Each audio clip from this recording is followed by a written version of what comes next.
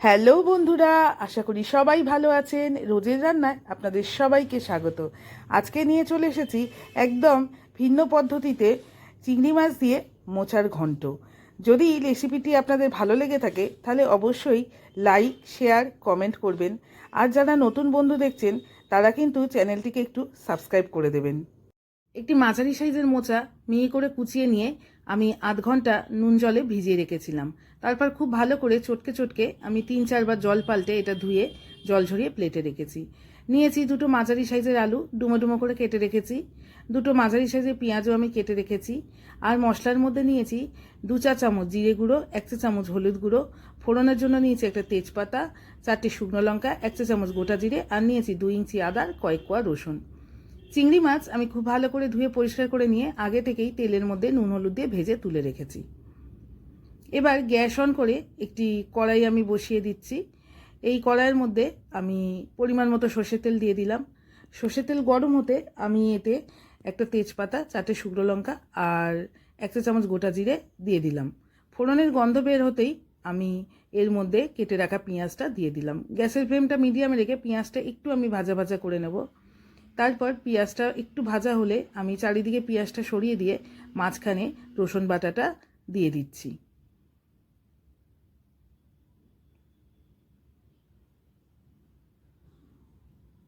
রসুনটাও আমি একটু ভাজা ভাজা করে নেব। পেঁয়াজ আর রসুনের কাঁচা গন্ধ চলে গেলে আমি এর মধ্যে কেটে রাখা আলুটা দিয়ে দেব।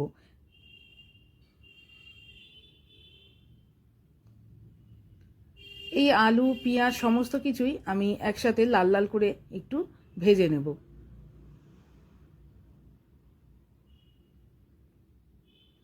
আলু আর পেঁয়াজটা লাল লাল করে ভাজা হয়ে গেছে। এই সময় আমি মোচাটাও এই তেলের মধ্যে দিয়ে দিচ্ছি।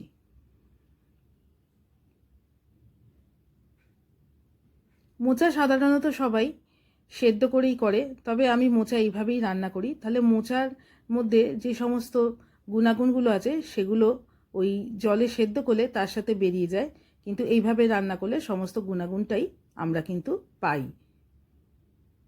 এই মোচার মধ্যে প্রচুর পরিমাণে আয়রন আছে, যেটা আমাদের শরীরের জন্য খুবই দরকার হয়। তাই মোচা এইভাবেই রান্না করবেন। কোনো সময় মোচা সেদ্ধ করে জল ফেলে দেবেন না, তাহলে মোচার সমস্ত গুণাগুণ কিন্তু ওই সেদ্ধ করে রাখা জলের সাথেই বেরিয়ে যায়। এইভাবে মোচাটা কনস্ট্যান্ট নাড়াচাড়া করে যখন দেখবেন মোচার কালারটা চেঞ্জ হয়ে গেছে আর একটু পরিমাণে কমে এসছে, তখনই বুঝবেন মোচাটা ভাজা হয়ে গেছে। মোচাটা কিন্তু খুব ভালো করে এই তেলের মধ্যে ভাজা ভাজা করে নিতে হবে, তবেই তরকারির কিন্তু স্বাদ ভালো হবে। মোচাটা খুব ভালোভাবে নাড়াচাড়া করে আমি এটা ভাজা ভাজা করে নিয়েছি। দেখুন মোচাটা পরিমাণে অনেকটা কমে গেছে আর মোচার কালারটাও কিন্তু চেঞ্জ হয়ে গেছে। এবারে আমি এর মধ্যে মশলা অ্যাড করে দেব।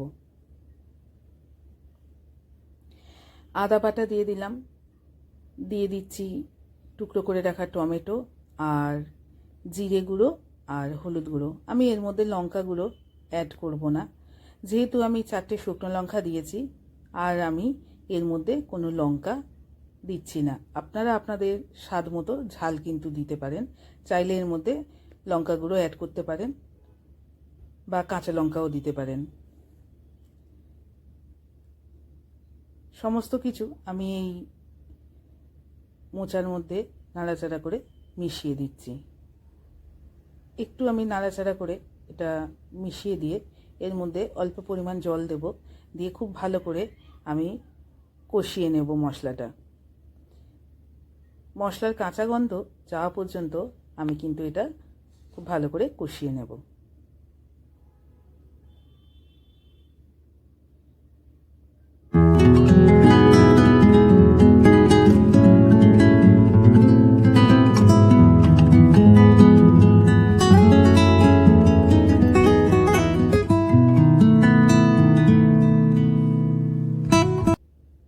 দিয়ে দিলাম স্বাদ মতো নুন,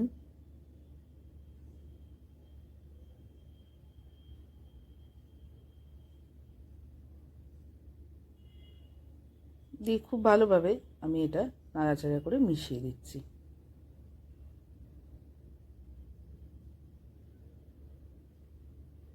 তরকারি মশলা কষানোর উপরেই কিন্তু তরকারির স্বাদ নির্ভর করে, তাই যত ভালো মশলা কষানো হবে তত সুন্দর তরকারির স্বাদ হবে। মশলাটা কষানো হয়ে গেছে, দেখুন এটা তেল ছেড়ে দিয়েছে। এবার আমি এতে অল্প পরিমাণ জল দিয়ে দিলাম মোচাটা সেদ্ধ হওয়ার জন্য।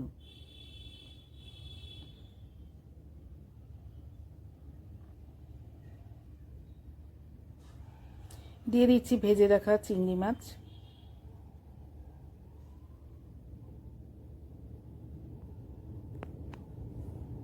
ভালো করে নাড়াচাড়া করে আমি এটা মিশিয়ে দিলাম।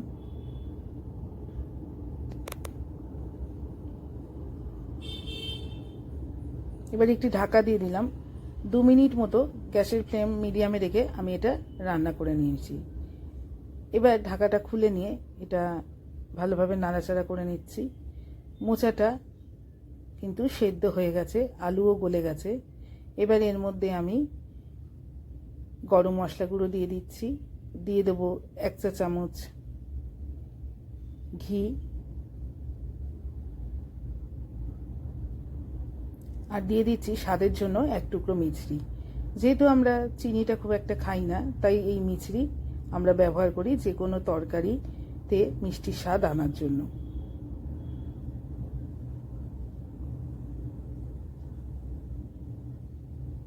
ভালো করে নাড়াচাড়া করে এটা আমি মিশিয়ে নিলাম।